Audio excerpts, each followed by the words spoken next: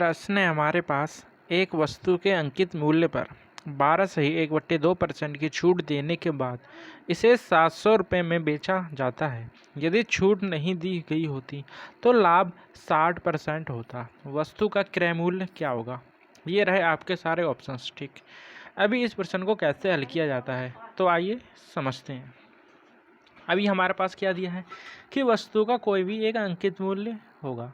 ठीक, उसमें इतने परसेंट की छूट दी जाती है, उसके बाद इसे इतने में बेचा जाता है। ठीक, तो भाई अंकित मूल्य अगर 100 मान लूँ, उसमें क्या दिया है 12.1/2। इसको मैं सॉल्व करके लिख लेता हूँ सीधे। ठीक है, 12 दूनी 24 और 1 25/2। इसको भी मैं अगर सॉल्व करके लिखूँ तो मेरे पास आ जाएगा कितना, 2 कम तो 2 दूनी 4 पॉइंट में 5। ठीक है, ये कितना है 5। इतने परसेंट की क्या छूट देते हैं।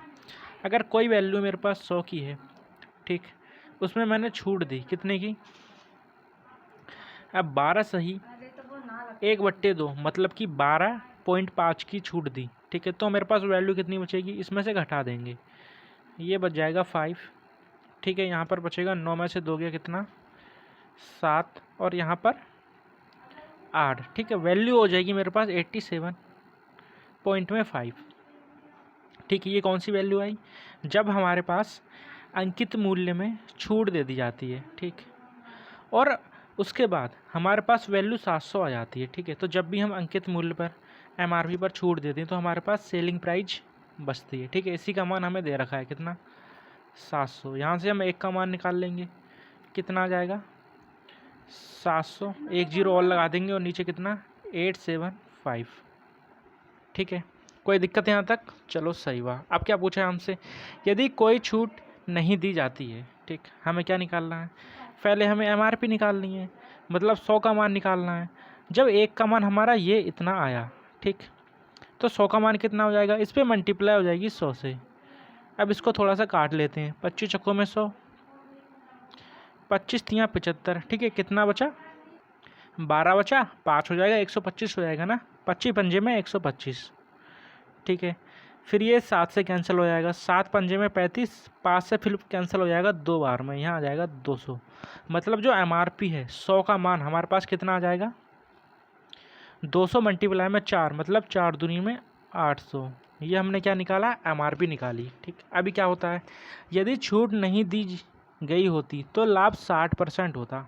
अगर कोई वस्तु है, कॉस्ट प्राइस हमें नहीं पता है, ठीक, अभी क्या करते हैं, इसी को 800 में बेचते हैं तो उसे लाभ होता है। लाभ किस में होगा, हमेशा कॉस्ट प्राइस में। तो कॉस्ट प्राइस में मैं लाभ दूंगा कितने का 60 का, यहाँ से 160 हो जाएगा अपॉन में 100 बराबर में कितना, एमआरपी पर बेच देता है। एमआरपी कितनी निकाली हमने 800। ठीक, यहाँ से कैंसिल कर लेंगे, 16 वहाँ चला जाएगा तो सीपी बराबर हो जाएगा हमारे पास 800, ये 10 है ना ऊपर चला जाएगा और 16 नीचे आ जाएगा। ठीक, 8 दूनी 16, 2 पंजे 10, आंसर आ जाएगा हमारा कितना 500। ठीक है, ऑप्शन नंबर 1 हमारा राइट और करेक्ट आंसर हो जाएगा। ठीक, समझ में आए ना। हमें क्या एमआरपी मानी हमने 100, उसमें फिर छूट दी तो हमारे पास सेलिंग प्राइस आ गई। ठीक है, उसी का मान हमें प्रश्न में दिया था, यहाँ से फिर हमने 1 का मान निकाला, कितना आया हमारे पास 7000 बट्टे में 875।